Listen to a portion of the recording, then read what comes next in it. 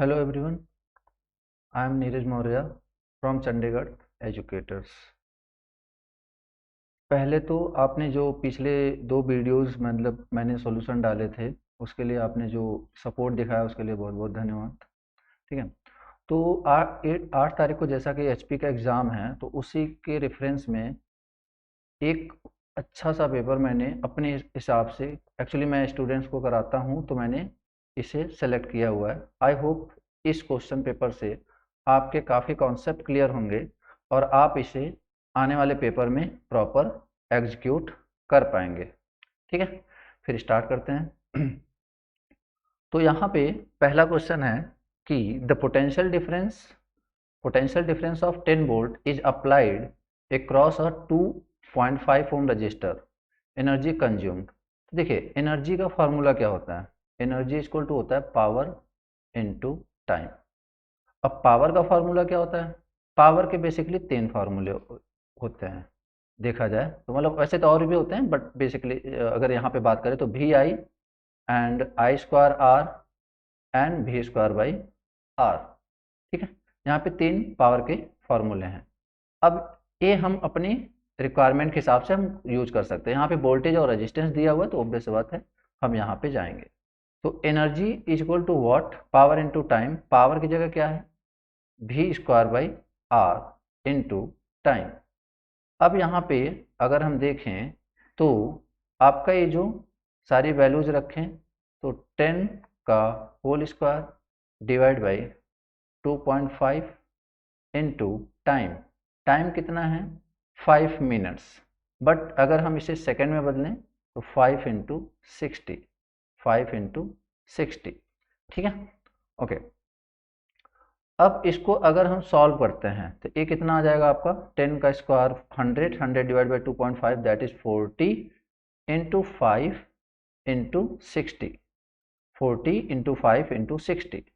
अब ये हमारा एनर्जी आ गया जो कि जूल में आया हुआ है, जो कि जूल में आया हुआ है, बट सारे के सारे ऑप्शन किस में हैं, कैलोरी में। तो एनर्जी में जब जूल कैलोरी में हमें फाइंड आउट करना है तो हमें क्या करना पड़ेगा, जो भी हमारा जूल में आया हुआ है उसको हमें डिवाइड करना पड़ेगा बाई 4.18 और हमारा जो आंसर आ जाएगा कितना हो जाएगा 2870। सो option will B A. I hope समझ में आया होगा। ओके, तो नेक्स्ट क्वेश्चन पे चलते हैं। नेक्स्ट क्वेश्चन क्या है, विच of the following correctly defines the Norton theorem. तो पहले इसको एक्सप्लेन करने से, इसको आंसर देखने से पहले हम थोड़ा सा देख लेते हैं नॉर्टन थ्योरम। देखो नॉर्टन थ्योरम में क्या होता है कि जब किसी पर्टिकुलर ब्रांच में हमें वोल्टेज या करंट या पावर निकालनी होती है तो उस ब्रांच के क्रॉस हम एक इक्विवेलेंट करंट लेते हैं, वो हम निकालते हैं आईएससी, आई नॉर्टन करंट बोलते हैं जिसको, कि और एक इक्विवेलेंट रेजिस्टेंस और उस ओ रेजिस्टेंस किस में जुड़ा होता है, पैरेलल में जुड़ा होता है। तो इसको बोलते हैं आर एन। ये आपका नॉर्टन इक्विवेलेंट हो गया। अगर सपोज क्वेश्चन में थेवेनिन पूछ लेता तो आप थेवेनिन में क्या करते हैं, आप ये आपका वोल्टेज सोर्स और अगेन आपका इक्विवेलेंट रेजिस्टेंस। ठीक है, इक्विवेलेंट रेजिस्टेंस जिसको आप आरटीएच से आरटीएच से रिप्रेजेंट करते हो। तो यहाँ पे ए आपका वीटीएच है, ए आरटीएच है, ए आईएन। तो यहाँ पे देखिए ए नॉर्टन थ्योरम है, ए आपका नॉर्टन थ्योरम है और ए आपका थेवेनिन थ्योरम है। ठीक है, तो हम यहाँ पे क्या देख पा रहे हैं, हम यहाँ पे क्या देख पा रहे हैं कि नॉर्टन थ्योरम को कौन डिफाइन कर रहा है, तो देख लीजिए कौन सा ऑप्शन मैच कर रहा है, current through the register across any two terminals और across two terminals and can be determined by replacing whole network by an equivalent, यहाँ पे देखिए क्या है, equivalent circuit of a current source in parallel with the resistance। ठीक है, equivalent circuit of current source in parallel with the resistance। इसमें देखिए तो इसमें क्या है आपका सीरीज में है। ठीक है, अब इसमें क्या है वोल्टेज सोर्स में है, वोल्टेज सोर्स है इसलिए नहीं होगा। और इसमें क्या है, equivalent circuit of voltage source, again voltage source है इसलिए नहीं होगा, so option will be C. ठीक है, अगर वोल्टेज सोर्स होता, अगर थेवेनिन की बात कर रहे होते तो वोल्टेज, थेवेनिन वोल्टेज और सीरीज में आपका रेजिस्टेंस। Okay, next question. तो नेक्स्ट क्वेश्चन क्या है, 3 सेल्स हैं जिनको हमने जोड़ा हुआ है कहाँ पे, पैरेलल में। अब देखिए सबसे बड़ी बात, अगर पैरेलल में आप जोड़ रहे हो, पैरेलल में आप ऐड कर रहे हो, ठीक है, इनकी सबकी क्या है, कुछ ना कुछ इंटरनल रेजिस्टेंस है, इनकी कुछ ना कुछ इंटरनल रेजिस्टेंस है। अब यहाँ पे ये जो इंटरनल रेजिस्टेंस है, ये जो इंटरनल रेजिस्टेंस है, इसकी वैल्यू दी हुई है आपको, कितनी दी हुई है देख लेते हैं। यहाँ पे देखिए, अब ये आपका 3 सेल्स हो गए जिसके इंटरनल रेजिस्टेंस कितनी है 0.5, और ये आपको क्या बोल रहे हैं कि send a current to 1.2 ampere through an external resistance. तो यहाँ पे एक एक्सटर्नल रेजिस्टेंस भी लगा हुआ है, एक एक्सटर्नल रेजिस्टेंस भी लगा हुआ है जिसकी वैल्यू है 1.5 ओम, और इसमें से करंट जा रहा है 1.2 एम्पियर। ठीक है, और ये सारे के सारे रजिस्टर ईएमएफ हमें पता करनी है बेसिकली। तो आपको इतना तो ये पता होगा कि अगर आपके पैरेलल में सारे, अब देखिए यहाँ पे पैरेलल में इक्विवेलेंट सोर्सेज है और उसी के साथ सीरीज में रेजिस्टेंस है, तो कहीं ना कहीं ये वोल्टेज आपका पैरेलल में ही रहने वाला है, मतलब सेम वोल्टेज रहने वाला है। तो यहाँ पे अगर हम इसे वोल्टेज सोर्स से रिप्रेजेंट करें तो वोल्टेज सोर्स की वैल्यू कितनी हो जाएगी, देखिए ये जो पूरा नेटवर्क आपको दिख रहा है, इसको करने का मतलब एक इक्विवेलेंट वोल्टेज सोर्स और एक इक्विवेलेंट रेजिस्टेंस में हमें कन्वर्ट करना है। तो इक्विवेलेंट रेजिस्टेंस, इक्विवेलेंट वोल्टेज, तो इक्विवेलेंट वोल्टेज की वैल्यू कितनी है, that is E, that is E. और अगर हम इक्विवेलेंट रेजिस्टेंस की बात करें तो 0.5 मतलब 1/2, और 1/2 1/2 1/2 पैरेलल में है, तो बेसिकली ये कितना हो जाएगा, जैसे पैरेलल में होता है, जैसे 2 रेजिस्टेंस तो r/2, 3 रेजिस्टेंस तो r/3, तो यहाँ पे r/3 और r की वैल्यू 1/2 है, तो ये हो जाएगा 1/6। इसी तरीके से अब यहाँ पे अगर देखें तो करंट की वैल्यू कितनी है 1.2 एम्पियर, और यहाँ पे आप देख लीजिए तो रेजिस्टेंस जो एक्सटर्नल था, जो उसने क्वेश्चन में मेंशन किया हुआ है, वो कितना है 1.5 ओम। ठीक है, ओके। अब यहाँ से हमें क्या निकालना है, ए की वैल्यू। तो देखो एक सर्किट है तो यहाँ से अपन ए की वैल्यू तो निकाल सकते हैं, आई इक्वल टू क्या होता है basically V upon R equivalent. तो यहाँ पे आर सारे के सारे सीरीज में है, तो आई की वैल्यू कितनी है 1.2, आई की वैल्यू कितनी है 1.2 दिख रहा है। ठीक है, आई की वैल्यू कितनी है 1.2 is equal to voltage, voltage तो चलो ई है जो हमें फाइंड आउट करना है, डिवाइड बाय रेजिस्टेंस, रेजिस्टेंस कितना है 1.5, 1.5 can be written as 3/2 plus 1/6। ठीक है, अब यहाँ से हमें वैल्यू फाइंड आउट करनी है ई की। तो देखिए, तो 1/2 1/2 मतलब 1.2, मतलब आप इसे ऐसे भी लिख सकते हो, क्या लिख सकते हो 6/5 मल्टीप्लाइड विथ, यहाँ पे अगर हम ऊपर नीचे 3 से मल्टीप्लाई कर दें तो 3 इंटू 2 6 और 3 9, तो बेसिकली कितना हो जाएगा 9/6 प्लस 1/6, तो ये कितना हो जाएगा 10/6, एक मिनट, कितना हो जाएगा 10/6 इंटू 6/5, तो ये आपका कैंसिल हो गया और ये आपका कितना आ गया 2। सो हम देखते हैं आंसर ऑप्शन में 2 है या नहीं है, तो हाँ ऑप्शन में 2 अवेलेबल है। ठीक है, देखिए एज ए टीचर थोड़ा सा बताने में टाइम लग रहा है, बट अगर आपके ये सारे कॉन्सेप्ट क्लियर होंगे, जैसे मुझे एग्जाम में अगर स्टार्ट करना होता तो मैं डायरेक्ट ये सारी चीज़ें मन में करता, ये जो इक्विवेलेंट सर्किट है कि पैरेलल में है तो वोल्टेज सेम रहेगा, रेजिस्टेंस है तो उसको डिवाइड बाय तुरंत 3 कर लेता, तो 1/2 डिवाइड बाय 3 दैट इज 1/6, और डायरेक्ट मैं यहाँ से स्टार्ट करता। तो इस चीज़ का आप लोग थोड़ा सा प्रैक्टिस करोगे, देखिए कॉन्सेप्ट पे काम करोगे तो कोई सा भी क्वेश्चन नहीं छूटेगा। ठीक है, वैसे ओके। अब यहाँ पे आगे देखते हैं क्वेश्चन नंबर 4। इसमें क्या है कि अ conductor 20 centimetre length and carrying 25 ampere lies perpendicular to the field of strength, okay the force, okay. अब देखिए हमें दिया क्या है, अब देखिए मान लो कई लोगों को लगता है सर कि हमें पता ही नहीं चलता कि हम कौन सा फार्मूला कैसे लगाएं, तो एक मैं सिंपल सी बात बोलता हूं, आपको क्या दिया हुआ है, एल दिया हुआ है, ठीक है, और क्या दिया हुआ है, करंट दिया हुआ है, और क्या दिया हुआ है, एच दिया हुआ है। अब हमें कोई फोर्स से रिलेटेड फार्मूला याद तो आ रहा है, बट वो फार्मूला था I think B I L, but हमें एच है दिया हुआ है, हाँ तो अच्छी बात है, कोई दिक्कत नहीं है, बी इक्वल टू क्या होता है, म्यू इंटू एच, तो मतलब हम यहाँ से क्या निकाल सकते हैं, बी की वैल्यू निकाल सकते हैं, ठीक है। तो अगर हम बी की वैल्यू, तो एक काम करते हैं, एच की वैल्यू है तो बी की वैल्यू क्या हो जाएगी, म्यू की वैल्यू क्या होती है, 4 पाई इंटू 10⁻⁻⁷ इंटू एच की वैल्यू कितनी है, 10⁻3, तो कितना हो गया 4 पाई इंटू 10⁻⁻⁴। आई होप तो ये आपका बी का वैल्यू आ गया।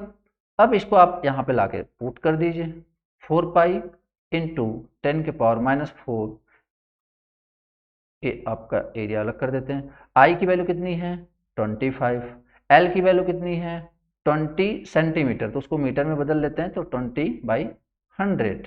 तो अब इसको हम करते हैं सॉल्व, तो यहाँ पे देखते हैं क्या आता है, 4 पाई इंटू 10, तो 25 into 4 and 4 into 5 that is 5 times, तो 20 हो जाएगा। तो सिंपली कितना आ गया 20 पाई इंटू 10⁻⁻⁴, 20 पाई इंटू 10⁻⁻⁴। तो अब यहाँ पे अगर देखा जाए तो 20 पाई की वैल्यू तुम्हें पता है 3.14 होती है, इंटू 10⁻⁻⁴, तो यहाँ पे आपका आंसर कितना आ जाएगा 20 इंटू 3 62.83, क्योंकि वही ऑप्शन में है, इंटू, अब देखो यहाँ पे दो ऑप्शन है, बट 10⁻⁻⁴ है 10⁻⁻�5, तो 10 के पावर आपका कितना हो जाएगा -4, ठीक है। तो आई होप आपको ए क्लियर हो गया होगा, तो आंसर विल बी बी, ठीक है। ओके, क्वेश्चन नंबर 5, आप इस पेपर, ये एक्चुअली मुझे अच्छा पेपर लगा, इसलिए मैंने इसका सॉल्यूशन देने की दे रहा हूँ, क्योंकि इसके थ्रू देखिए आपको आइडिया नहीं है कि पेपर इजी आने वाला है या पेपर टफ आने वाला है, तो आप अपने आप को उस हिसाब से सब हर हिसाब से प्रिपेयर करके जाओगे कि पेपर जिस हिसाब से आए हमें प्रिपेयर रहना है बेसिकली। आप इस पे अगर इजी है आपके लिए तो ऑब्वियस सी बात है सबके लिए इजी रहेगा, टफ है आपके लिए तो ऑब्वियस सी बात है सबके लिए टफ रहेगा। तो आप इस पे गेस करने के बजाय पेपर कैसा आएगा आप खुद पे काम करो, रिस्पॉन्स ज़्यादा अच्छा मिलेगा। खैर क्वेश्चन नंबर 5 पे आ जाते हैं। तो क्वेश्चन नंबर 5 में क्या है, a coil of 500 turns is linked with this one, the flux is reverse in 4 millisecond, the average EMF. देखो सिंपल सी बात है, अब अगेन तुम्हें क्या दिया हुआ है, एन दिया हुआ है, तुम्हें क्या दिया हुआ है, फ्लक्स, फ्लक्स मतलब सिंपली फाई, फ्लक्स मतलब सिंपली फाई दिया हुआ है। अब इंड्यूस्ड ईएमएफ और एन फाई में तो यार एक ही फार्मूला होता है, E equal to N D phi by D T. अभी यहाँ पे लेंज लॉ, यहाँ पे एक माइनस साइन लगा होता है जो कि लेंज लॉ को क्रिएट करता है, बट उस लेंज लॉ को या फिर उस माइनस साइन को हम कभी भी कैलकुलेशन में कंसीडर नहीं करते। तो E इक्वल टू क्या होता है, N D phi by D T. अब यहाँ पे एक बात समझिए, ये बोल रहा है कि चेंज हो रहा है फ्लक्स में, जैसा कि आपने देखा होगा कि यहाँ पे कुछ सपोज इस तरीके से आपका फ्लक्स वेवफॉर्म है, मेरी बात ध्यान से सुनना, यहाँ पे सपोज इस तरीके से आपका कुछ फ्लक्स वेवफॉर्म है, इसमें क्या बोला, link with flux is 2 milli weber, 2 milli weber, मतलब अगर एक साइड हम बात करें तो इसका फ्लक्स कितना है 2, one side maximum value 2 milli weber. अब देखिए इसमें क्या होता है, जैसे D phi by D T अगर हम बात करें तो 2 मिली वेबर से कहाँ पे जा रहा है, -2 मिली वेबर, कितने टाइम में जा रहा है, कितने टाइम में जा रहा है, तो क्वेश्चन देखिए, क्वेश्चन कितने में जा रहा है 4 मिली सेकेंड, कितने में 4 मिली सेकेंड, ठीक है। तो हमें एक्चुअली काफ़ी आइडिया लग चुका है यहाँ से, नंबर ऑफ टर्न्स कितना है, what is the number of turns, that is 5, that is 500, sorry.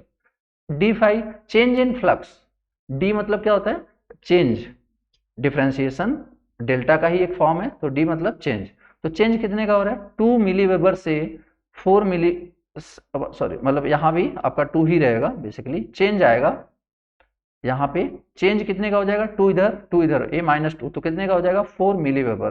तो 4 मिली वेबर, समझ पा रहे हो। जैसे देखो अब मैं बोलूं कि 4 से -4 हो रहा है, कोई नंबर 4 से -4 हो रहा है, तो एक्चुअली देखा जाए तो कितना चेंज हो रहा है। अगर मैं कोई बोलूं कि यार एक नंबर है वो -4 से 4 चेंज हो रहा है, तो कहीं ना कहीं देखा जाए तो कितना चेंज हुआ, 8 का चेंज हुआ। तो इसी तरह जब +2 से -2 जाएगा तो कितने का चेंज होगा, 4 मिली वेबर। डिवाइड बाई टाइम के साथ, टाइम टोटल टाइम कितना लग रहा है 4 मिली सेकेंड, तो यहाँ पे हम 4 मिली सेकेंड से डिवाइड कर देते हैं। तो मिली मिली आपका यहाँ पे कैंसिल हो गया, 4 4 कैंसिल हो गया, तो बेसिकली ई की वैल्यू कितनी आ जाएगी 500 volt. So option should be सी।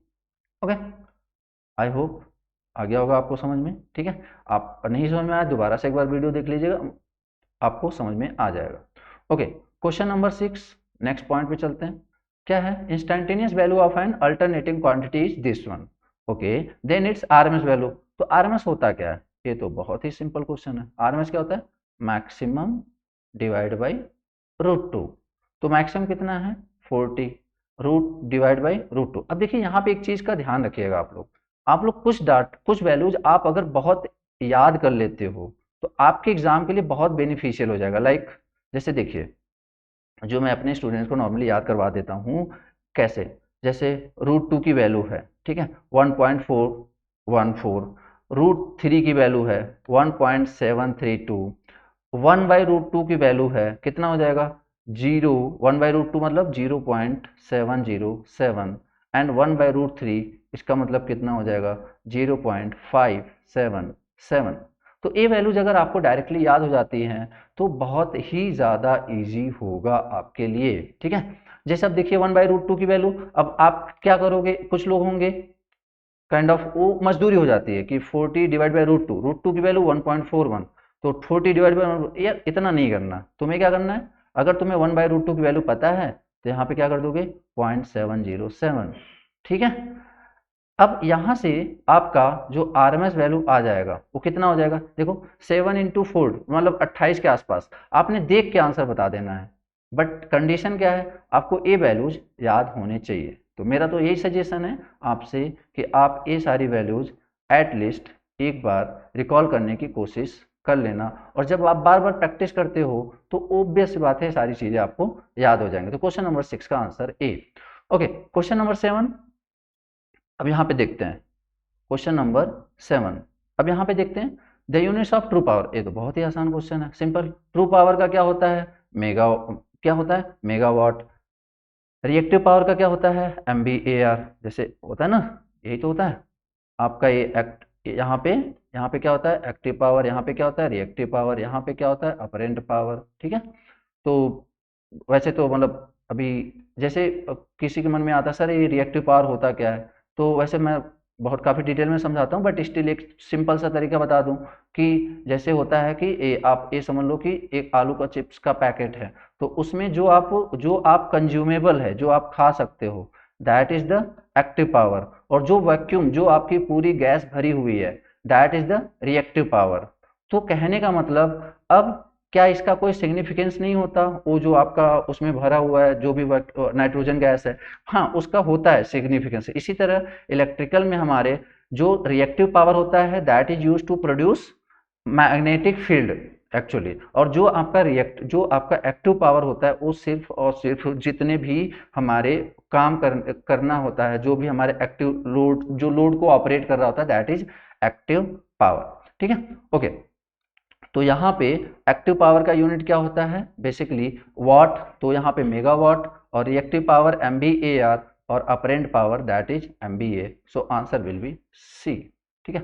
खैर, ये series resonance circuit is often called, देखिए सीरीज रेजोनेंस सर्किट को क्या बोलते हैं बेसिकली, जैसे अब जब हम डिटेल में पढ़ते हैं तो वहाँ पे क्या होता है, आपको दिखाएंगे कि यहाँ पे इस तरीके से आपका एक ग्राफ आता है करंट का, ठीक है। इस तरीके से ग्राफ करंट का आता है। कहने का मतलब एक मैक्सिमम करंट एक रेजोनेंस फ्रीक्वेंसी पे क्या हो जाती है, वो रेजोनेंस फ्रीक्वेंसी पे क्या हो जाता है, आपका इम्पीडेंस मिनिमम हो जाता है और करंट मैक्सिमम हो जाता है, और इसी वजह से इसको क्या बोलते हैं, एक्सेप्टर सर्किट। मतलब एक लिमिट से बहुत ज्यादा करंट ड्रॉ करने लगता है। क्यों? क्योंकि इम्पीडेंस सर्किट का मिनिमम है। कब?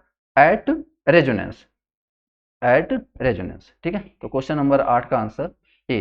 ठीक है, ओके। क्वेश्चन नंबर 9 अब यहां पे देखते हैं। क्वेश्चन नंबर 9 यहां पे देखते हैं कि यहां पे अब देखो ये क्या है आपका कि three phase non inductive load है, जिसमें थ्री फेज 4 वायर सिस्टम है, थ्री फेज 4 वायर सिस्टम है। तो यहां पे अब देखिए थ्री फेज 4 वायर सिस्टम में जब आप यहां पे इस तरीके से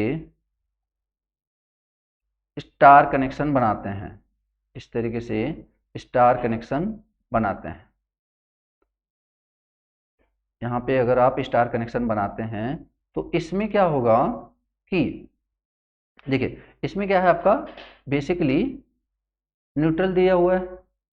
अब ये बोल रहा है कि यहाँ से आपको सप्लाई दी जा रही है और लोड में ही आपका क्या दिया हुआ है, मतलब ये जो आपका कनेक्शन है इसी में क्या दिया हुआ है, दैट इज लोड। ठीक है, ये सारी चीज़ें आपको एग्जाम के टाइम में आपको विजुलाइज इमेजिन करनी, ये सब डायग्राम बनाने नहीं है, अभी मुझे आपको विजुलाइज कराना है, तो इसलिए मुझे ये सारे डायग्राम्स बनाने पड़ रहे हैं, अदरवाइज इनकी कोई नीड नहीं है। ठीक है, ओके। तो ये आपका बेसिकली थ्री फेज 4 वायर हो गया। ठीक है, अब इसमें क्या बोला गया है आपसे कि 400 लाइन वोल्टेज है, 400 लाइन वोल्टेज है, तो वी एल की वैल्यू 400 है। ठीक है, हमें पता है कि यहाँ पे स्टार कनेक्शन में वी स्टार कनेक्शन के लिए क्या होता है, V L is equal to √3 times of V phase and I L is equal to I phase. तो यहाँ पे वी फेज क्या हो जाएगा, वी फेज क्या हो जाएगा, V L divide by √3, V phase equal to V L divide by √3। ठीक है, और जो यहाँ से लाइन करंट आ रहा होगा वही यहाँ पे फेज करंट हो जाएगा। ठीक है, खैर हमें क्या पता करना है, फेज करंट। तो देखिए यहाँ पे पावर दिया हुआ है, रेड का पावर दिया हुआ है बेसिकली। यहाँ पे देखिए इस suppose this is the red wire and this is the neutral. तो हमें पता है कि पावर होता क्या, बेसिकली पावर फेज का क्या होता है, P इज इक्वल टू, यहाँ पे अगर हम एक्टिव पावर की बात करें, अगर हम एक्टिव पावर की बात करें तो सिंपल एक फेज के लिए बात हो रही है, अभी लाइन के लिए बात नहीं हो रही, सिंपली एक फेज के लिए। तो P इक्वल टू क्या होता है, V phase into I phase, और पावर की वैल्यू कितनी है, रेड वाले में ही पूछा गया है तो इसलिए रेड वाले का पावर लेंगे, तो 8 इंटू 10 के पावर 3, और वी फेज की वैल्यू कितनी है 400 divide by √3 into I phase की वैल्यू आपसे पूछी गई है। ठीक है, ओके। अब अगर इसको यहाँ से अगर आई फेज की बात करें तो कितना हो जाएगा, 8 इंटू 10 के power 3 multiplied with √3 divide with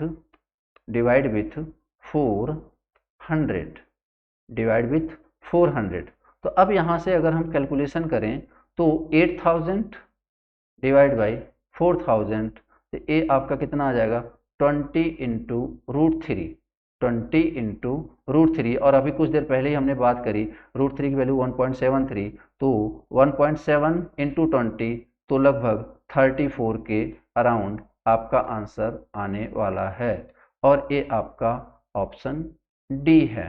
ठीक है, 34.64। अब यहाँ पे √3 की वैल्यू आपको 1.73 पहले ही हमने बता दी है।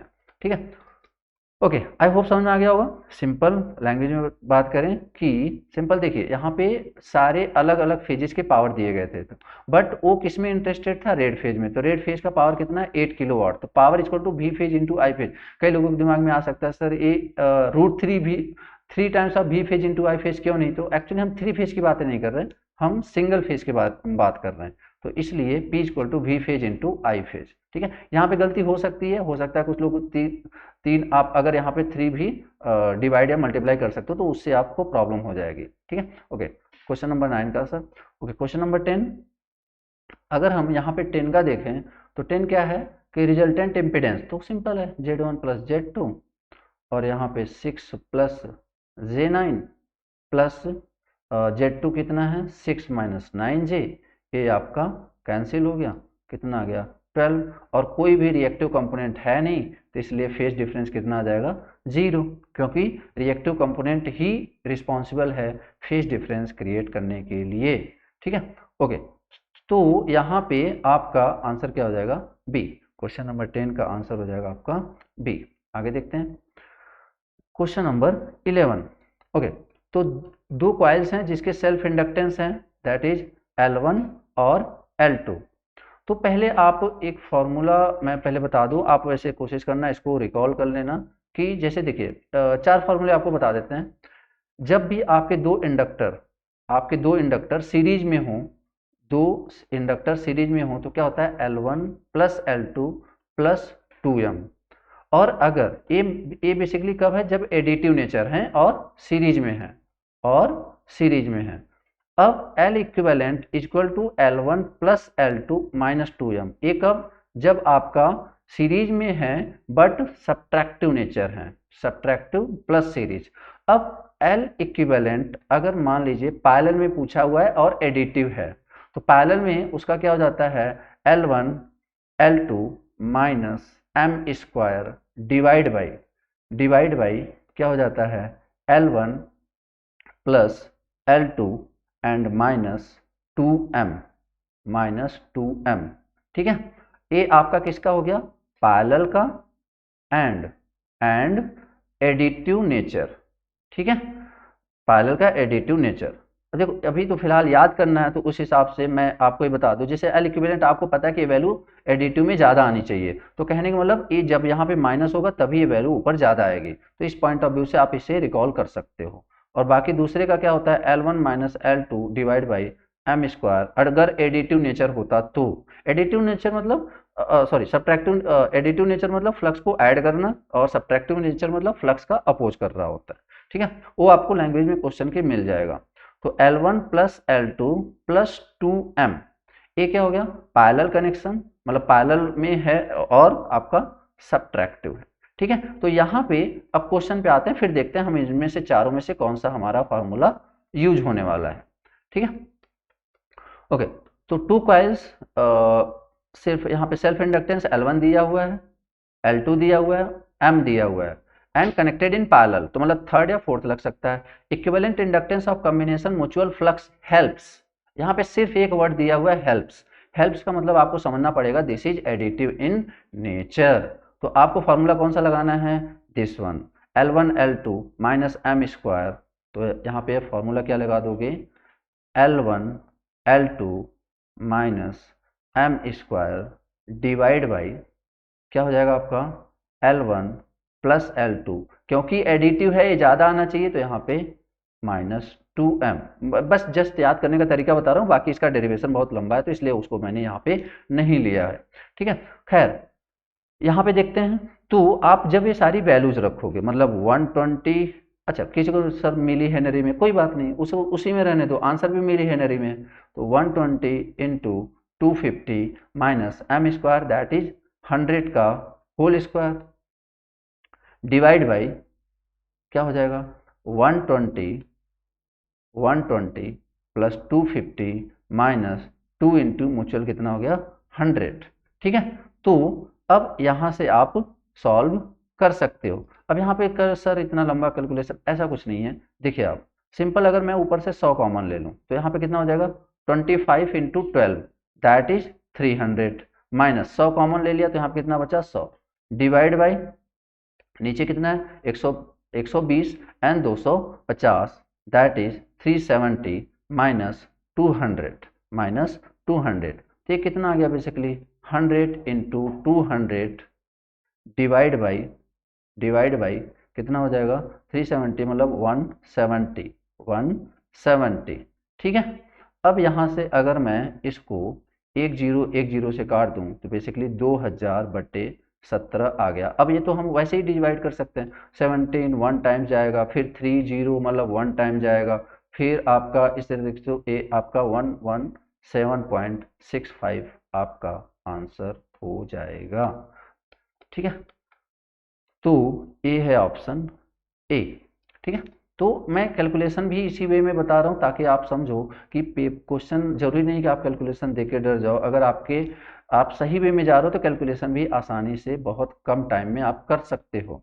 ठीक है, question number 12, a certain piece of aluminium minimum, अच्छा रेजिस्टेंस क्या होता है, rho L upon A, rho rho L upon A. अब देखिए यहाँ पे तो रो से कोई मतलब है नहीं, एल बाई ए का रेशियो सबका देख लीजिए, इसका एल बाई ए का रेशियो आएगा एल बाई ए, इसका कितना आ जाएगा 2l divide by A by 2, तो कहीं ना कहीं इसका कितना आ जाएगा ए 4 इंटू एल बाई ए, ये दूसरे का बता रहा हूँ मैं, ए आपका ए इसका है, ए इसका है, इसका देखते हैं अपन कितना हो जाएगा आपका एल बाई ए, तो basically L divide by A is equal to what 2a, तो यहाँ पे कितना हो जाएगा एल बाई ए इंटू 4। ठीक है, और ए कितना हो जाएगा एल बाई ए, तो अब देखिए चार आए हुए L by A, L by A, 4 times L by A and L by A का डिवाइड बाई 4, तो ऑब्वियस बात है which is the minimum, simple answer is C. ठीक है, okay question number 13, question number अगर 13 पे देखें तो क्या पूछा गया है, thermal power station has the following data. अब देखिए यहाँ पे कई बार, अब इसमें डाउट्स आपको इतने लंबे डाटा दिए हैं, बट अगर आप थोड़ा सा अपने कॉन्सेप्ट पे कमांड रखते हो तो एक्चुअली काफ़ी इसमें डाटा यूजलेस हैं। अब देखिए सिंपली एकदम लास्ट में आ जाओ, यूनिट जनरेटेड, सिंपली एनर्जी पूछा गया है, तो एनर्जी इक्वल टू होता क्या है, पावर इनटू टाइम। ठीक है, अब देखिए एक्चुअली क्वेश्चन में थोड़ा सा कंफ्यूजन है, डोंट नो पता नहीं ये क्या बोलना चाहते हैं। एक्चुअली यहाँ पे जब इन्होंने सारे ऑप्शन में 8760 रखे हैं तो इनको पर एनम करना चाहिए था, पर एनम करना चाहिए था, बट इन्होंने नहीं किया हुआ है, आई डोंट नो, बट सारे ऑप्शन में 8760 रखा हुआ है। तो कहने का मतलब अब पावर कितना है वो निकालना है, बट याद रखना ये पावर कौन सा पावर होता है, this is always average power. जब आप एनर्जी निकाल रहे हो तो energy average power into time, तो टाइम कहीं ना कहीं हमें पता है कि दैट इज 8760, क्योंकि आप कैलकुलेट कर लेना एक साल में इतने आवर्स होते हैं, पर एनम इतने आवर्स होते हैं। तो अब हमें बेसिकली क्या चाहिए, एवरेज पावर एंड टाइम, तो चलो 8760 है ही, और अगर हमें एवरेज पावर मिल गया तो देखो हम क्वेश्चन आप बैक साइड से स्टार्ट कर रहे हो तो इससे आपको फायदा क्या हो रहा है कि आपको पता चल रहा है कि एक्चुअली मुझे रिक्वायरमेंट क्या है। जैसे मैंने पूछा एनर्जी पूछा, energy equal to power into time. अब पावर कौन सी, एवरेज पावर। अब एवरेज पावर के लिए अगर इन्होंने कोई सुविधा दे रखी हो तो बहुत अच्छी बात है, हाँ दे रखी है, लोड फैक्टर होता है, लोड फैक्टर, लोड फैक्टर। अब देखिए लोड फैक्टर का फॉर्मूला क्या होता है, सिंपल सी ट्रिक है LAP, मतलब यहां से क्या हो जाएगा कि load factor is equal to A for average divide by P for peak, peak लिखो या फिर मैक्सिमम लिखो, तो यहाँ पे एवरेज का फॉर्मूला क्या हो जाएगा लोड फैक्टर इनटू मैक्सिमम। तो लोड फैक्टर की वैल्यू है कितनी 40%, मतलब हम उसे लिख सकते हैं 40/100, एंड मैक्सिमम वैल्यू कितनी है, that is maximum demand basically 25,000 kilowatt. ठीक है, अब यहाँ से अगर हम यहाँ से इसको सॉल्व करें तो ये आपका कितना बन जा रहा है 10 के पावर, देखिए 10 के पावर कितना बन जाएगा आपका किलो, और तो रहने दीजिए, यहाँ से 25 इंटू 4 100 इंटू 1020 10, मतलब कितना हो गया 10 के पावर 4, 10 के power 4, this is the average power, और एवरेज पावर हमें निकालना था तो कितना हो गया 10 के power 4 into 8760, this is the energy, और ये आपका यहाँ पे ऑप्शन डी है।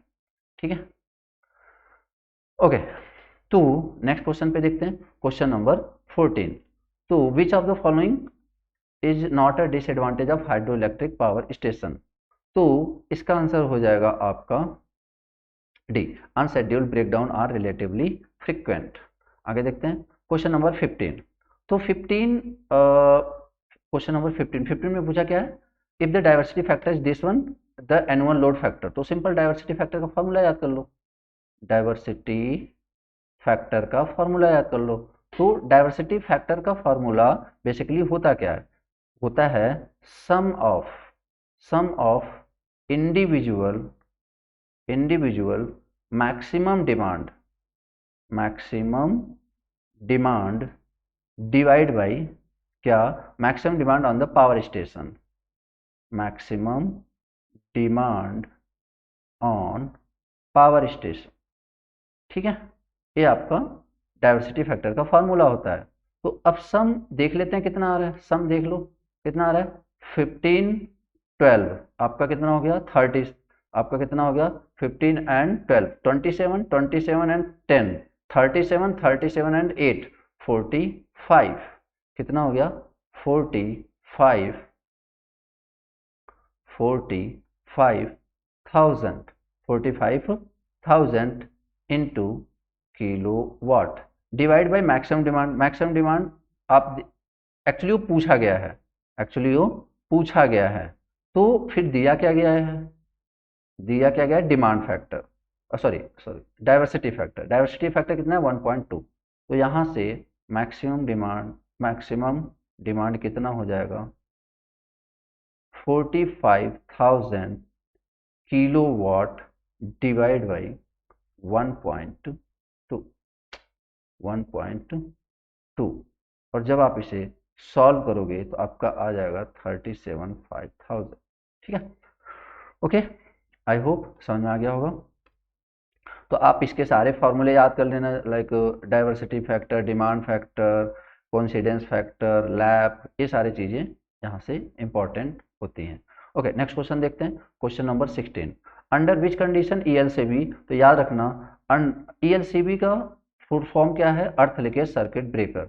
अब अगर यहाँ से आपसे अंडर नॉर्मल कंडीशन ये क्या करता है, इसमें कोई भी फ्लक्स नहीं होता, बाकी हम डिटेल में पढ़ते हैं, जब पढ़ते हैं तो वहाँ पे देखते हैं। Okay, question number 17, translay protection scheme use for protection of feeders is an example of. तो यहाँ पे एक चीज देखिए, ये आपका जो ट्रांसले होता है that is balance voltage scheme. ठीक है, तो आंसर क्या हो जाएगा सी, बैलेंस वोल्टेज स्कीम। उसके बाद the velocity of the propagation of electromagnetic waves. तो आपको फॉर्मूला याद होना चाहिए, v इक्वल टू क्या होता है under root mu into epsilon. तो अब ये जो फॉर्मूला होता है वैक्यूम में बेसिकली कितना होता है, वैक्यूम में हो जाता है 3 × 10⁸, मतलब स्पीड की, लाइट की वेलोसिटी से ही हमारा इलेक्ट्रोमैग्नेटिक वेव चल रहा है। खैर ये तो सारे में ऑप्शन है 3 × 10⁸। तो अब उसके बाद बोला कि ओवरहेड लाइन के लिए ये इलेक्ट्रोमैग्नेटिक वेव किस पे डिपेंड करेगा, तो ऑब्वियस सी बात है ओवरहेड लाइन के लिए आपका डोमिनेंट कौन होता है, इंडक्टर। तो बेसिकली किस पे डिपेंड करेगा, रिलेटिव परमिबिलिटी पर। और अगर केबल की बात करें तो केबल में ये क्या होता है, बेसिकली जो डाइलेक्ट्रिक होती है, डाइलेक्ट्रिक उस पे आपका डिपेंड करेगा। ठीक है, डाइलेक्ट्रिक स्ट्रेंथ बेसिकली, तो केबल के केस में डाइलेक्ट्रिक एंड ओवरहेड लाइन के केस में आपका रिलेटिव परमिबिलिटी। ठीक है, ओके, तो इसके हिसाब से आंसर हो जाना चाहिए बी। ठीक है, बाकी देखते हैं क्वेश्चन नंबर 20 फॉर OTEC। ठीक है, तो देखिए यहाँ पे OTEC है क्या, बेसिकली ओशियन थर्मल। ठीक है, अब यहाँ पे देखिए, अब ये एक्चुअली पावर प्लांट होता है जो कि हम सी की एनर्जी से बेसिकली हम बनाते हैं, पावर जनरेट करते हैं। ठीक है, सी की एनर्जी से हम क्या करते हैं, पावर जनरेट करते हैं। तो यहाँ पे देखिए, वहाँ पे एक होता क्या है कि अगर सिंपल सी बात करें तो मान लीजिए समुद्र सी का लेयर है। ठीक है, तो यहाँ पे थोड़ा सा नीचे आने पे इसको बोलते हैं वार्म लेयर, और यहाँ पे एकदम और डेप्थ में जाने पे इसको बोलते हैं कोल्ड। तो ये एक्चुअली ये जो फेज डिफरेंस होता है, सॉरी फेज डिफरेंस बोल रहा हूँ, टेम्परेचर डिफरेंस, इसकी वजह से यहाँ पे आप जो टरबाइन है उसे आप ऑपरेट कर सकते हो। मतलब यहाँ पे वार्म वाटर, गर्म वाटर, और यहाँ पे कोल्ड वाटर। ठीक है, तो इससे यूज करते हैं एज अ वेपराइजेशन और इसे यूज करते हैं एज अ कंडेंसेशन। तो यहाँ से आप क्या कर सकते हो, इलेक्ट्रिसिटी जनरेट कर सकते हो। तो अब देखिए, अब ऐसा तो है नहीं कि हर जगह हो जाएगा इलेक्ट्रिसिटी जनरेट, कुछ एक मिनिमम क्राइटेरिया होनी चाहिए, लाइक कि अगर यहाँ का डिफरेंस, अगर यहाँ का टेम्परेचर है सपोज 25 डिग्री सेल्सियस, तो यहाँ का 5 डिग्री सेल्सियस तक चलेगा। मतलब ये जो वार्म लेवल है, वार्म लेयर है, और ये जो कोल्ड लेयर है, इनके बीच का डिफरेंस जो है टेम्परेचर का, that should be minimum 20 degree Celsius होना चाहिए, तभी आपका इलेक्ट्रिसिटी जनरेट होगा। ठीक है, थर्मल से, मतलब जब आप ओशियन में एनर्जी जनरेट कराना चाहते हो तो आंसर विल बी व्हाट, 20 का सी, कि 20 डिग्री टेम्परेचर। अब ऑब्वियस बात, अगर मान लो कोई टेम्परेचर डिफरेंस ही ना रहा तो हीट कहाँ से क्रिएट होगी, तो हीट इस लेयर की वजह से ही हो रही है कि यहाँ पे ऊपर वार्म लेयर है, नीचे कोल्ड लेयर है, तो उसकी वजह से टेम्परेचर डिफरेंस होगा, जिसकी वजह से पावर जनरेट होगी। ठीक है, तो ओटीईसी वही ओशियन थर्मल एनर्जी कन्वर्जन। ठीक है, तो इस और याद रखना, ये जो ओटीसी है, बेस हमेशा जब भी यूज किया जाता है बेस लोड के लिए किया जाता है, और इसका कैपेसिटी फैक्टर अच्छा होता है। ठीक है, खैर आगे देखते हैं क्वेश्चन नंबर 21।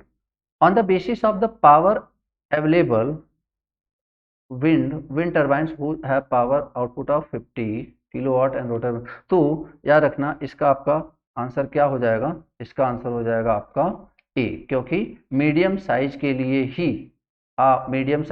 ही आपका ए यूज किया जाता है, जो भी आपको यहाँ पे कैटेगरी बताई गई है। ठीक है, ओके आगे देखते हैं question number next. Renewable energy sources have energy density, तो इन जो रिन्यूएबल एनर्जी सोर्सेज हैं उनकी एनर्जी डेंसिटी क्या होती है, लो होती है। ठीक है, ओके, और यहाँ पे न्यूक्लियर की अच्छी खासी होती है। खैर, यहाँ पे एक maximum discharge current is calculated by the following expression and testing factor is the selecting the battery size. Okay, तो यहाँ पे याद रखिए, ये बोलना चाह रहे हैं जैसे कोई बैटरी है, ठीक है, चार्ज हो रखी है, अब डिस्चार्ज होगा, ये किस पे डिपेंड करेगा, कहने का मतलब कि कोई बैटरी है, आपने कोई लोड लगाया होगा, ठीक है, कोई लोड लगाया होगा। पहले तो ये समझो कि पावर इक्वल टू होता क्या है, V इंटू आई, और आई इक्वल टू क्या होता है, पावर डिवाइड बाई वोल्टेज। तो पावर डिवाइड बाई वोल्टेज, तो यहाँ पे जो भी चीजें चल रही हैं, देखो यहाँ पे power that is load divide by voltage. ठीक है, अब क्वेश्चन ये है कि पावर कौन सा लें, सिर्फ लोड का लें या फिर, तो याद रखना आप जब डिस्चार्ज मैक्सिमम पूछा गया, नॉर्मल सिचुएशन में पूछा जाता डिस्चार्ज करंट, तो आप लेते continuous load divide by rated voltage, but ये मैक्सिमम पूछा गया है, तो इसलिए आपको इस शॉर्ट टाइम लोड जो कि मतलब काइंड ऑफ चेंजेस के लिए होते हैं उसको इंक्लूड करना पड़ेगा, that's why answer will be C. Okay, then question number 24, resistivity of the copper is the order of. यहाँ पे देखिए इस क्वेश्चन से एक क्वेश्चन मैंने देखा था, तो मैंने कहा इसके थ्रू आपको कुछ और भी चीजें याद कराई दी जाए। तो यहाँ पे देखिए थोड़ा सा टाइम लेते हैं आपका, क्या है कि देखिए कोई मटेरियल है, उसकी रेजिस्टिविटी ऑब्वियस सी बात है क्या हो जाएगी, 0। अब जो मेटल है, मेटल मतलब एक कॉपर भी क्या है, मेटल है, तो उसकी रेजिस्टिविटी 10 के पावर -8 ऑर्डर में होती है। यूनिट क्या होता है, ओम मीटर, याद रखना। और सेमीकंडक्टर की वेरिएबल होती है, मतलब आप फिक्स नहीं कर सकते, तो 10 के पावर -4 इस तरीके से, मतलब बिटवीन सेमीकंडक्टर एंड मेटल के बीच में होती है। उसके बाद इलेक्ट्रोलाइट की भी वेरिएबल होती है। हाँ, इंसुलेटर की बात करें तो इंसुलेटर की रेजिस्टिविटी बहुत हाई होती है, और ऑर्डर कितना होता है, 10 के पावर 6। और सुपर इंसुलेटर की बात करें तो दैट इज ऑब्वियस सी बात है, इन्फाइनाइट। अब देखिए यहाँ पे मैंने कुछ जो इंपॉर्टेंट थे उसको मैंने एज इट यहाँ पे लिया हुआ है, विकिपीडिया पे दिखा मुझे, तो मैंने कहा इसको आपको दिखा दिया जाए। तो देखो जो सिल्वर है उसकी रेजिस्टिविटी, आप इसे स्क्रीनशॉट लेके आप इसको वैल्यूज याद कर लेना, क्योंकि यही 3 डाटा पूछे जाते हैं जेई लेवल एग्जाम में, अगर पूछे जाएंगे तो, कि resistivity, conductivity and temperature coefficient. तो ये आपको सिल्वर, कॉपर, अनिल्ड कॉपर, खैर इसका भी नहीं भी याद करोगे चलेगा, तो सिल्वर, कॉपर एंड गोल्ड और एल्युमिनियम का आप याद कर लेना। तो रेजिस्टिविटी, ये सारे जो भी आपके सामने मेटल हैं, तो इसलिए 10 के पावर -8 है, बट याद रखना मीटर में, अगर ये सेंटीमीटर हो जाता है तो 10 के पावर -6 हो जाता। ठीक है, तो अब आते हैं अपने क्वेश्चन पे। यहाँ पे ध्यान दो, हमसे किसका पूछा गया था, कॉपर का, तो 1.68 इंटू 10 के पावर -8। यहाँ पे देखिए क्या ऑप्शन में उसके आसपास कौन सा दिख रहा है, दिस वन दिख रहा है, अब कोई बोले सर माइक्रो में है, वहां पे 10⁻⁸ था, तो ठीक है ना, यहाँ पे सेंटीमीटर में भी तो है, वहां पे मीटर में था, सो आंसर विल बी ए। ठीक है, आई होप समझ में आ गया होगा। आगे बढ़ते हैं तो क्वेश्चन नंबर 25। तो 25 में क्या पूछा, superconductor materials can be use for winding okay in transformer and electric motor so as to get. अब देखो सुपर कंडक्टर यूज करोगे तो कॉपर लॉस क्या हो जाएगा, सिंपल, कॉपर लॉस क्या हो जाएगा, 0। ठीक है, और मैक्सिमम इफिशियंसी कब होती है, जब आपका मिलता है iron loss is equal to copper loss.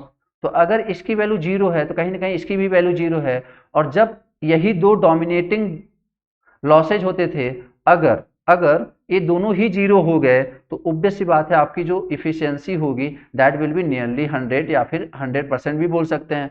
और अगर सुपर कंडक्टिंग मोटर में यूज करते हैं तो ऑब्वियस बात है आपकी जो साइज होगी वो क्या होगी, रिड्यूस होगी।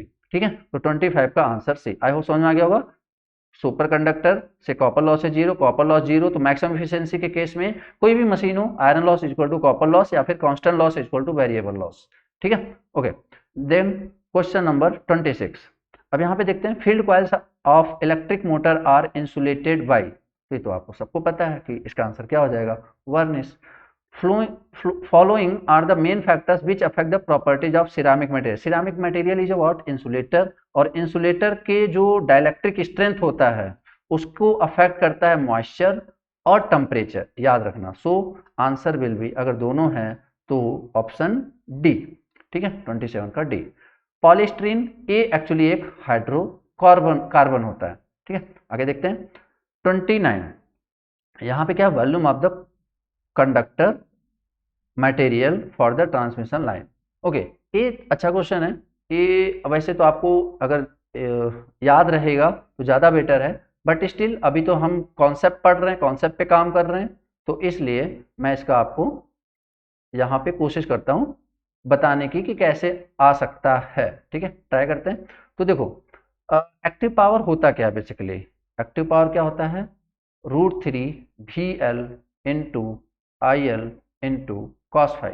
ठीक है, देखिए मैं सिंपल सा एक सजेशन देना चाहूँगा कि आप कभी भी पीछे, अगर आपको ऐसा लगता है कि सिर्फ आप क्वेश्चन का आंसर देख के एग्जाम मतलब बार बार प्रैक्टिस करके, तो यार ऑब्वियस बात है सेम क्वेश्चन रिपीट नहीं होंगे, बट हाँ कॉन्सेप्ट तो इलेक्ट्रिकल इंजीनियरिंग के ही रहने वाले हैं, तो इसलिए मैं हमेशा प्रीफर करता हूँ कॉन्सेप्ट पे, क्वेश्चन तो ऑटोमेटिक लगते चले जाएंगे। ठीक है, ओके। तो P is equal to IL equal to what, P divide by √3 into VL, √3 into VL into cos phi. ठीक है, ये हमारा क्या हो गया, IL।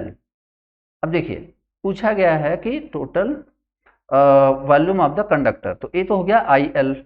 अब अगर हम टोटल पावर लॉस की बात करें, पावर लॉस क्या होता है, टोटल पावर लॉस क्या हो जाएगा, basically suppose that is represented by W। अच्छा, यहाँ पे एक चीज है कि अगर आपने पहले नहीं पढ़ा है तो आप नहीं समझ पाओगे, क्यों, क्योंकि यहाँ पे बहुत से टर्म्स हैं जिसके बारे में आप समझोगे कि ये है क्या। ठीक है, तो ये थोड़ा सा इनका ड्रॉबैक है, ऐसे करना नहीं चाहिए, क्योंकि कोई भी स्टैंडर्ड एग्जाम होता है तो वहाँ पे आपको बताना चाहिए कि आप क्या रिप्रेजेंट करना चाहते हो। खैर, तो पावर लॉस क्या हो जाएगा, 3 times of I² R। Power loss क्या हो जाएगा, 3 टाइम्स ऑफ I² R। अभी आपने क्या निकाला बेसिकली, I, तो I की वैल्यू क्या हो जाएगी, P डिवाइड बाई P, यहाँ पे IL²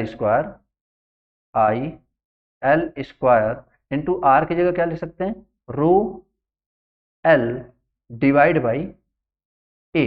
ठीक है, अब यहाँ से अब देखिए, अब सर ऐसा कर क्यों रहे हो, या फिर मुझे कैसे पता चलेगा क्या करना है, तो देखिए सिंपल सी बात है, आपसे पूछा क्या गया है, volume of the conductor.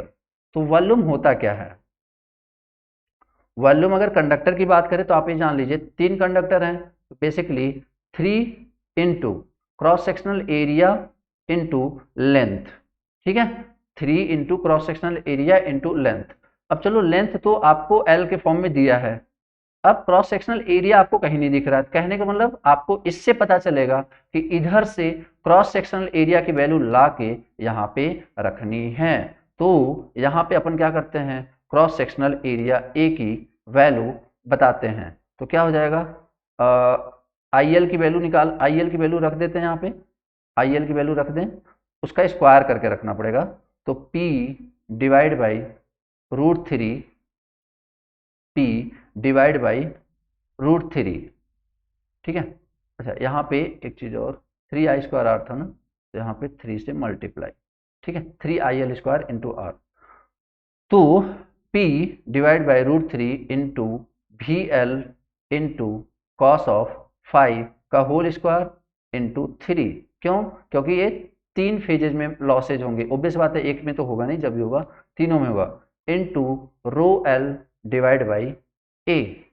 Okay, अब यहाँ से अगर हम ए की बात करें तो 3 times of P square, 3 times of P square divide by 3 into VL² into cos square 5 into ρl divide by A. 3 cancel हो गया, तो बेसिकली हमारा जो ए आया हुआ है क्या आया हुआ है, P² into rho into L divide by कितना हो जाएगा, VL² into cos square 5, cos square 5, ठीक है। अच्छा हमने यहाँ पे ए की वैल्यू इधर कर दी थी, तो ये आपका यहाँ से ए, सॉरी इसके लिए, तो यहाँ पे आपका ए की वैल्यू हमने निकाल रहे हैं, तो ठीक है।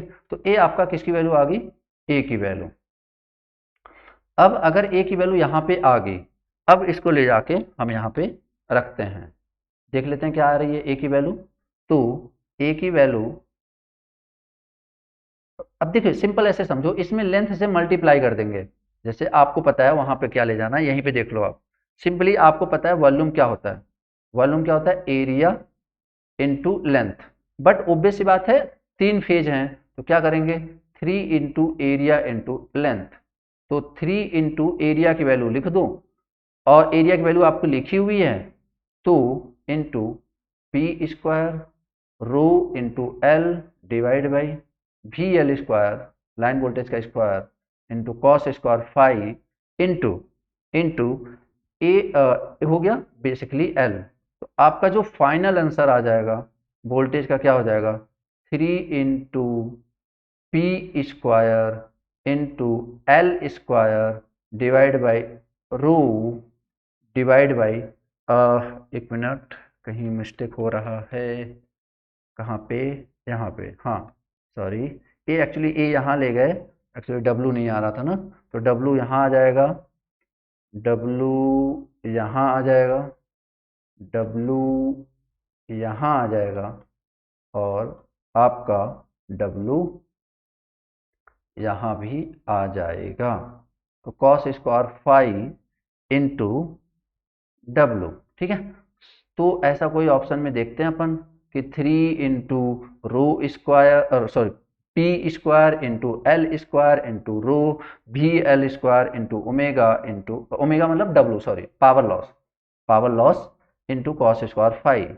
अब ये आपके ऑप्शन में है क्या, 3 इंटू P² रो L², अच्छा पहला ही ऑप्शन है, ठीक है, आपका ये पहला ही ऑप्शन है। तो देखो मैं आपको अभी फिलहाल के एग्जाम के लिए तो आपको बस ये बोलूंगा कि आप यहाँ से कॉन्सेप्ट सीख लो, या फिर आप डायरेक्ट अगर याद कर सकते हो तो याद कर लेना, ठीक है। एग्जाम में आपके पास बहुत कम समय होता है, तो डेरिवेशन करने की कोशिश आप नहीं करोगे, ठीक है। क्वेश्चन नंबर 30 का देखते हैं। देखो तो ये पूछा क्या है, ये सैग, सैग का फॉर्मूला हम सबको पता है, WL²/80, ठीक है, WL² कहाँ से आता है वो सब सारी चीजें हम फुल कोर्स में डिस्कस करते हैं। खैर तो WL²/80, तो W की वैल्यू यहाँ पे देखो, वेट कितना है 684, बस यहाँ पे एक चीज ध्यान रखना, पर 1000 मीटर, ठीक है, ये सिंपली W लिखा है मैंने।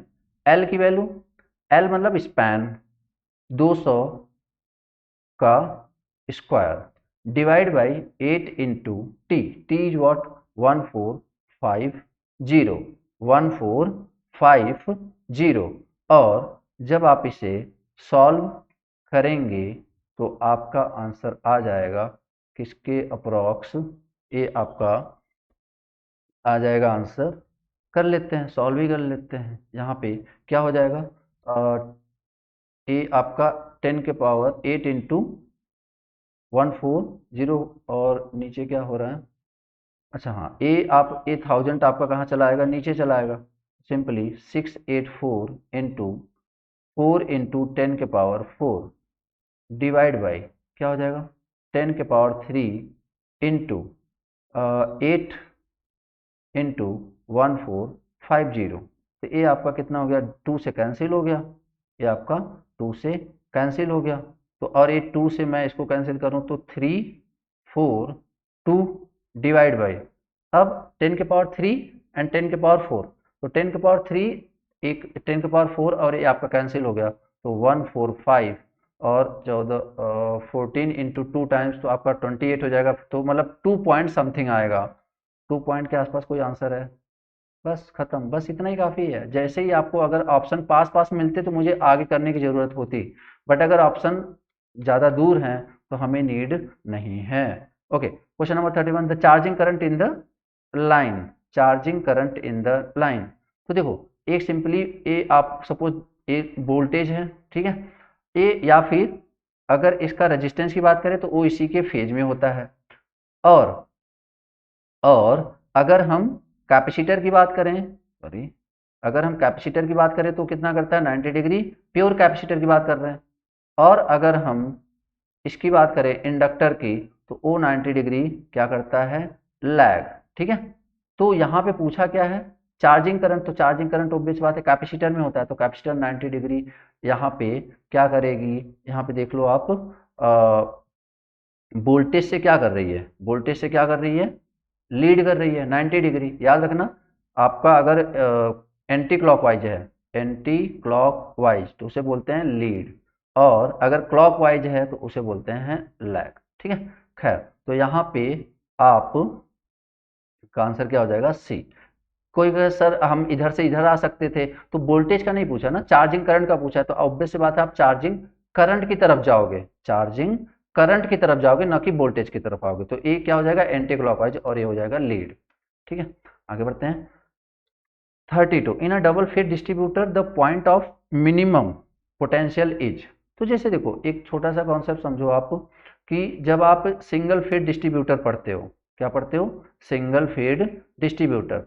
तो सिंगल फेड मतलब कि ये आप कंज्यूमर हो और ये यहाँ से सप्लाई आ रही है। तो जैसे जैसे आगे जाते जाते हैं करंट की वैल्यू घटती जाती है, और यहाँ पे जो वोल्टेज, जो लास्ट वाला कंज्यूमर होता है, वो उसके पास वोल्टेज काफ़ी कम पहुँचता है। तो इस प्रॉब्लम से बचने के लिए हम डबल फेडेड, मतलब दोनों साइड से फेड करते हैं किसी भी डिस्ट्रीब्यूटर, और यहाँ मतलब आपका यहाँ पे डिस्ट्रीब्यूशन के लिए।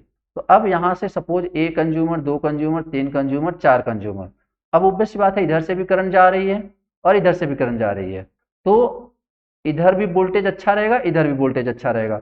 तो कहने मतलब अब यहाँ पे बीच में अब एक पॉइंट तो होगा जहां पे पोटेंशियल मिनिमम होगा, बेसिकली मिनिमम होगा। तो सपोज यहां से करंट जा रहा है, फिर यहां से करंट जा रहा है, तो जहां से एक करंट, एक ऐसा लोड, जैसे मान लो यहाँ पे आ गया, इधर से करंट जा रहा है, इधर से, तो एक ऐसा लोड होगा बीच में, चाहे वो ए हो चाहे ए हो, डिपेंड करता है कि किधर से ज्यादा करंट आ रहा है। अगर इधर से जैसे ज्यादा करंट आ रहा है तो हो सकता है ज्यादा दूर तक इसी का डोमिनेशन चले, इधर से ज्यादा करंट आ रहा है तो इसे, तो जहां से भी जिस पर्टिकुलर लोड पे दोनों साइड से करंट आने लगेंगे, वो पोटेंशियल क्या हो जाएगा, minimum. So answer will be B. I hope समझ में आ गया होगा। ओके, 33, तो सी की वैल्यू जो हम नॉर्मली क्लास में पढ़ते हो क्या होता है, 2 पाई एप्साइलन नॉट या epsilon R divide by L N D by R, ठीक है। अगेन वही वही प्रॉब्लम की इन्होंने दे नहीं रखा कि कौन क्या है, बट स्टिल चलो वो तो सिंपल सी बात है, समझना पड़ेगा आपको। तो ए एक्चुअली डी बाई आर हम पढ़ते हैं, और ए डी बाई डी इन्होंने बोला हुआ है। तो सबसे पहली बात देखो कि इन्होंने, अब डी बाई आर होता है तो ए तो दोनों कैंसिल हो गए, कोई दिक्कत ही नहीं है। उसके बाद परमिबिल, ये क्या है, कैपेसिटेंस है। कैपेसिटेंस में हम किसके बारे में पढ़ते हैं, परमिबिलिटी के बारे में पढ़ते हैं, या परमिटिविटी के बारे में पढ़ते हैं। अगर आपको इतना आइडिया है तो आप बिना कुछ सोचे सी ए आंसर लगा दोगे, क्यों, क्योंकि यहाँ पे म्यू लिखा हुआ है, न कि परमिबिलिटी लिखा हुआ है, सॉरी परमिटिविटी, न कि परमिटिविटी लिखना। याद रखना, mu in case of inductor, permittivity in case of capacitor, so answer will B A. Exam के पॉइंट ऑफ व्यू से बता रहा हूं, अदरवाइज अभी ए ln में है, ए log में है, तो आपको उसको कन्वर्ट करना पड़ेगा, मतलब वो काफी टाइम, थोड़ा सा टाइम टेकिंग हो, बट एग्जाम के पॉइंट ऑफ व्यू आप एग्जाम में यही अप्रोच रखोगे। ओके, क्वेश्चन नंबर 34, क्या बोला गया है कि आप पीटरसन कॉइल की रेटिंग बता दो। तो याद रखना, पीटरसन कॉइल इंडक्टर होता है जिसे हम कैपेसिटिव इफेक्ट को खत्म करने के लिए लगाते हैं। तो कैपेसिटिव इफेक्ट को खत्म करना है, तो कहने का मतलब कैपेसिटिव इफेक्ट क्या करता है, कैपेसिटर करता क्या है, चार्जिंग करंट लेता है, तो उसी को इफेक्ट को खत्म करना है। ठीक है, तो हम उस दोनों को, जितना वो चार्जिंग करंट ले रहा है उसके इफेक्ट को अपन खत्म करते हैं। तो आई एल इक्वल टू आई सी।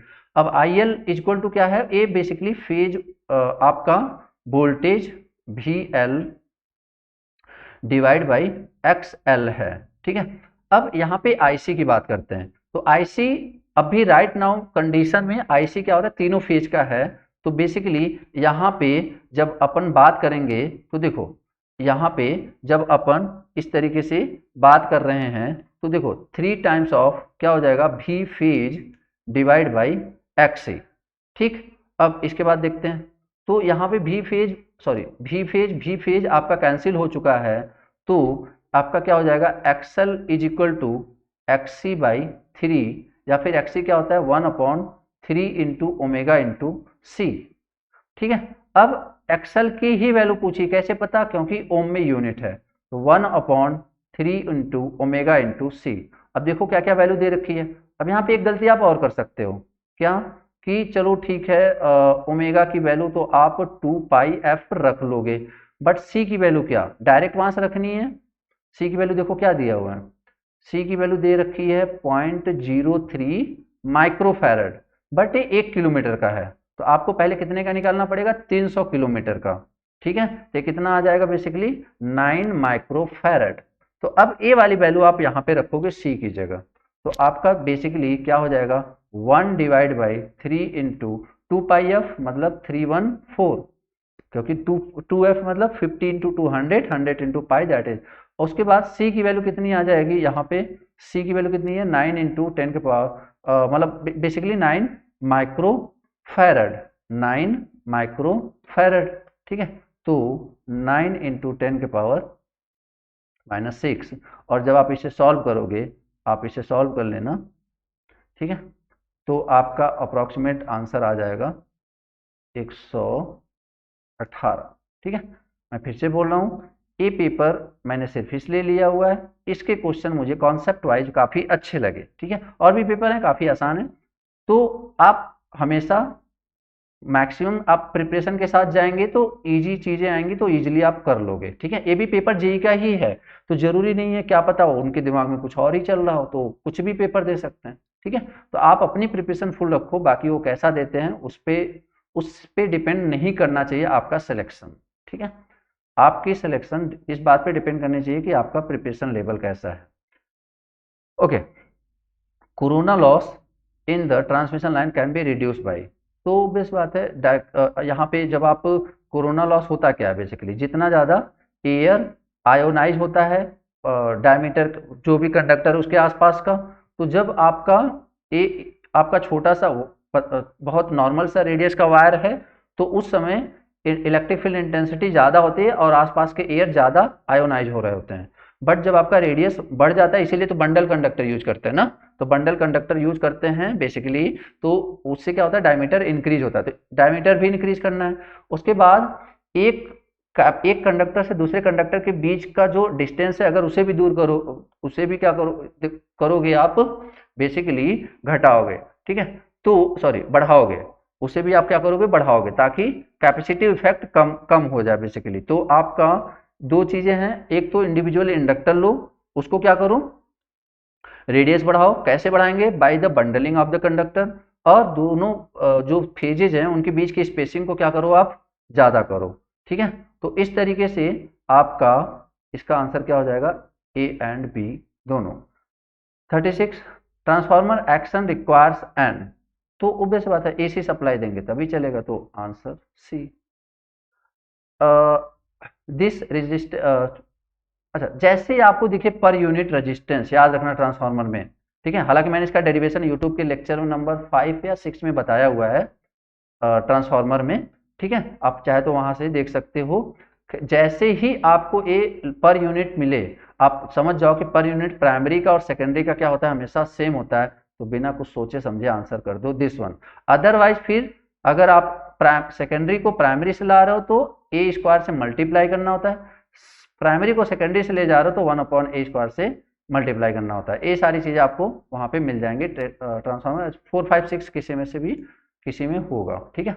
अगर आप इसमें डाउट है आपको तो आप वहां जाके देख सकते हो। क्वेश्चन नंबर 38 क्या पूछा गया, a 3 phase star delta transformer has primary to secondary turn ratio per phase. Okay, पहले स्टार डेल्टा ट्रांसफार्मर बना लेते हैं, स्टार डेल्टा ट्रांसफार्मर बना लेते हैं। याद रखना मशीन एक ऐसा सब्जेक्ट है जिसपे आप डायग्राम के साथ, एक बात अलग है कि एक बार आपके दिमाग में डायग्राम फिट होना बैठ गया फिर तो आप नहीं भी बनाओगे चलेगा, बट जब आप सीख रहे हो तो आपको डायग्राम से सीखना ही पड़ेगा। स्टार एंड देन आपको डेल्टा, ठीक है। हैज प्राइमरी, ये देखना आपके सामने क्वेश्चन हो जाएगा, primary to secondary turn ratio per phase, मतलब बेसिकली N1, मतलब N जो नंबर ऑफ टर्न्स है वो क्या है, पर फेज, तो N1 phase into and N2 phase. तो सिंपल है, आप ये समझो, हमें पता है N1 I1, तो N1 पर फेज इंटू I1 क्या होगा, वो भी फेज होगा, इज इक्वल टू N2 पर फेज इंटू I2 क्या होगा, वो भी I2 पर फेज ही होगा। अगर ये लाइन है तो लाइन करंट होता है, अगर फेज होता है तो फेज करंट होता है। तो अब यहाँ पे आपको क्वेश्चन में दिया गया कि N1/N2 की वैल्यू है N1 पर फेज डिवाइड बाई N2 पर फेज की वैल्यू कितनी है 5। N1 पर फेज N2 पर फेज की वैल्यू कितनी है 5। तो सिंपली अपन क्या कर सकते हैं, 5 यहाँ पे देखो इज इक्वल टू क्या हो जाएगा, I2 पर फेज डिवाइड बाई I1 पर फेज, और इसकी वैल्यू कितनी हो जाएगी 5। इसका मतलब आपका क्या हो गया यहाँ पे, I2 phase is equal to 5 times of I1 phase. पहले तो ये बात समझो आप, I2 is what 5 times of I phase. अब आ जाते हैं इधर, दिया क्या है, ये क्या दिया है, लाइन करंट। तो हमें पता है कि जो यहाँ पे लाइन करंट होगा वही फेज करंट होगा, क्यों, क्योंकि ये स्टार कनेक्शन है। तो I phase is equal to what 10, तो यहाँ पे 5 इंटू 10 ये हो गया I2 फेज। अब ये बेसिकली कितना हो गया 50, ये कितना हो गया 50। अब आ जाओ फिर से कनेक्शन पे, अब देखो मतलब इसमें जो करंट हो रहा है वो कितना है बेसिकली 50, ये जो फेज में करंट फ्लो हो रहा है वो कितना हो रहा है 50, कितना हो रहा है 50। बट आपसे फेज में नहीं पूछ रहा है, कहाँ पे पूछ रहा है, लाइन पे पूछ रहा है, लाइन पे। तो अब आपको पता है स्टार कनेक्शन के लिए IL equal to √3 times of 50, और अभी मैंने कुछ देर पहले ही आपको बताया था √3 की वैल्यू याद कर लो 1.732, और यहाँ से 17×85 तो आपका 86.6, ये आपका राइट आंसर, ठीक है। सिंपल, हमें पता है IL equal to I phase for star connection, तो इसलिए लाइन करंट को ही फेज करंट ले लिया, ठीक है। और इसी तरीके से यहाँ से N1 I1 equal to N2 I2 से मैंने इसका फेज निकाला, फेज करंट वो कितना है 50। अब पूछा है लाइन करंट, तो 50 में √3 से मल्टीप्लाई करेंगे तो हमें लाइन करंट मिल जाएगा। Question number 39, in an oil transformer oil is provided, obvious बात है, अरे तो कूलिंग और इंसुलेटिंग दोनों का काम करता है, ठीक है। क्वेश्चन नंबर 40, ये देख लेते हैं। तो इसको ही फर्स्ट पार्ट ही रखेंगे क्योंकि वही बात है, आप लोग भी थक जाओगे इतना लंबा अगर वीडियो एक साथ बना दिया तो, ठीक है। तो पढ़ाई कभी भी बर्डन के साथ नहीं होती, पढ़ाई इंटरेस्ट के साथ होती है, इस बात को हमेशा अच्छे से याद रखना, ठीक है। एग्ज़ाम के टाइम में आपकी पढ़ाई क्यों होती है, क्योंकि एग्ज़ाम के टाइम में आपके ऊपर प्रेशर होता है और आप इंटरेस्ट लेने लगते हो बेसिकली। अगर सेम इंटरेस्ट के साथ आप 2 या 3 महीने पढ़ लो, that is more than sufficient यार to crack the JEE exam, समझ रहे हो। खैर यहाँ पे देखते हैं, ये आपका क्या है, DC machine, that is the DC machine, ठीक है। अब सीरीज है, सीरीज है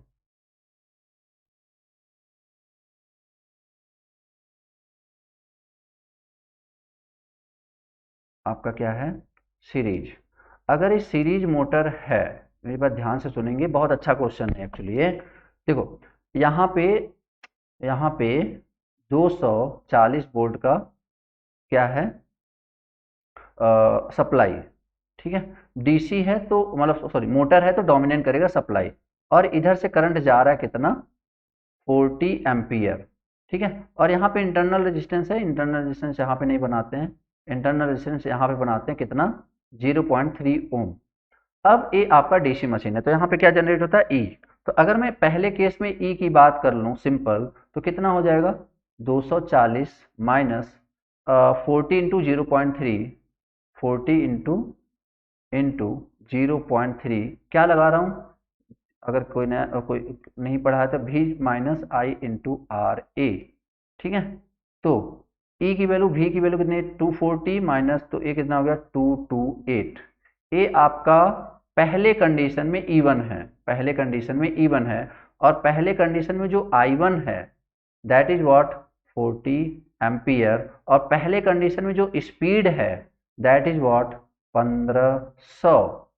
अब यही सारे डाटा हमें दूसरे केस के लिए चाहिए, ठीक है। समझते हैं अच्छे से, ये क्वेश्चन बहुत अच्छा है। देखो इसमें एक एक वर्ड को पकड़ना पड़ता है।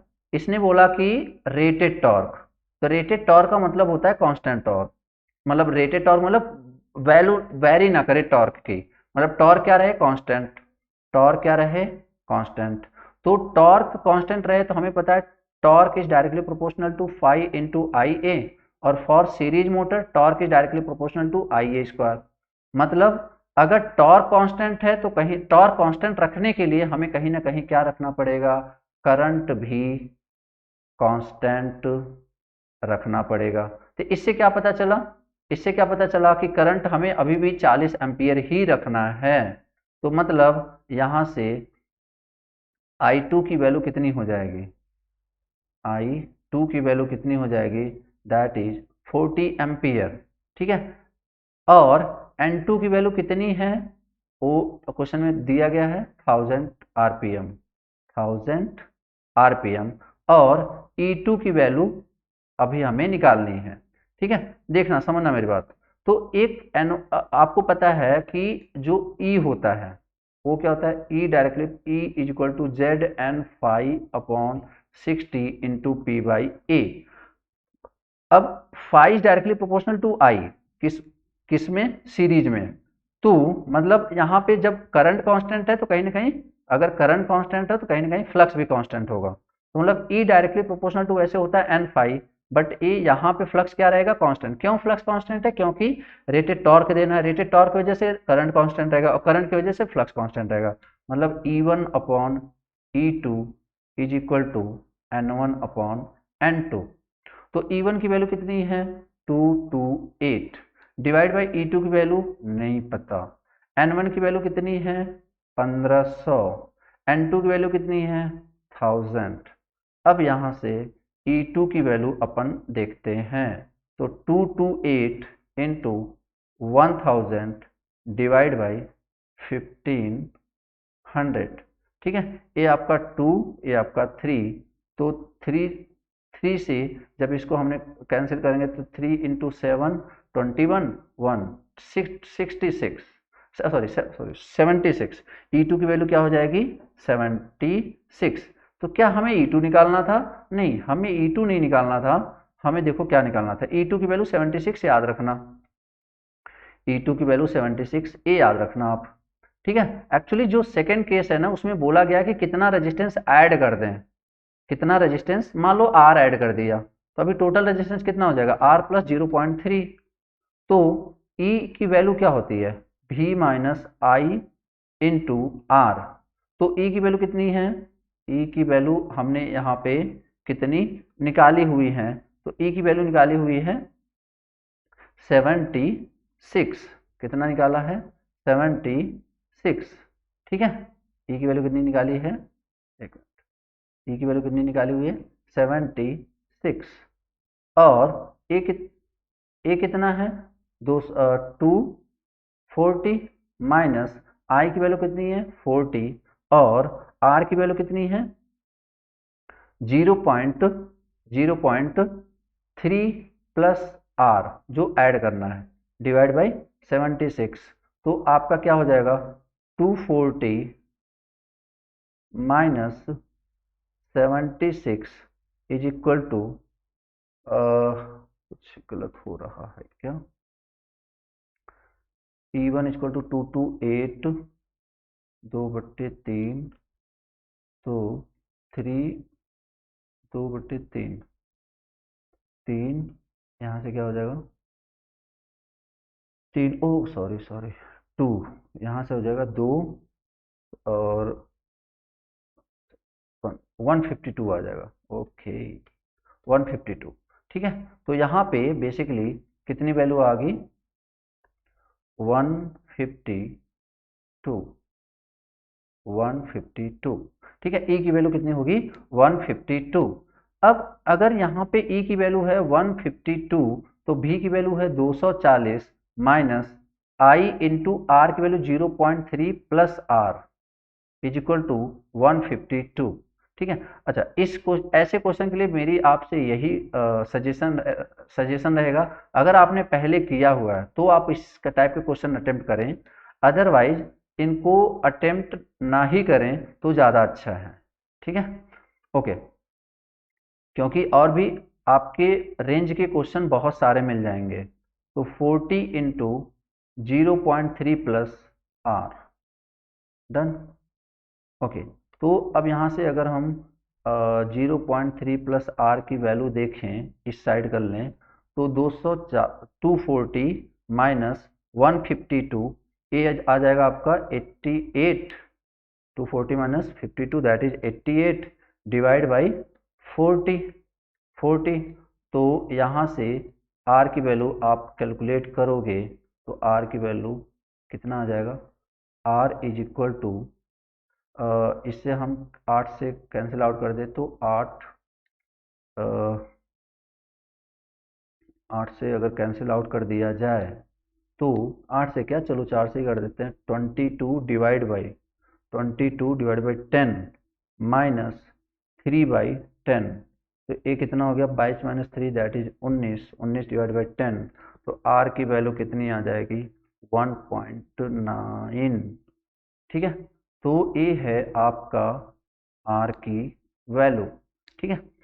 तो अभी इतना ही रखते हैं। आप आई होप कि आपको इस वीडियो से थोड़े बहुत आपके कॉन्सेप्ट क्लियर भी होंगे ठीक है। बाकी आपको कैसा अगर आपको अच्छा लगेगा तो ज़रूर बताइएगा ठीक है। तो आंसर हो जाएगा डी ठीक है ओ डी ठीक है। ओके क्वेश्चन नंबर 40 तक हमने अटेम्प्ट किया। अब इसके बाद देखेंगे सेकेंड पार्ट में 40 के आगे हम देख लेंगे। बट आपसे यही सजेशन है इस वीडियो से आप मैक्सिमम से मैक्सिमम कॉन्सेप्ट को समझने की कोशिश कीजिएगा ठीक है। Okay thank you everyone.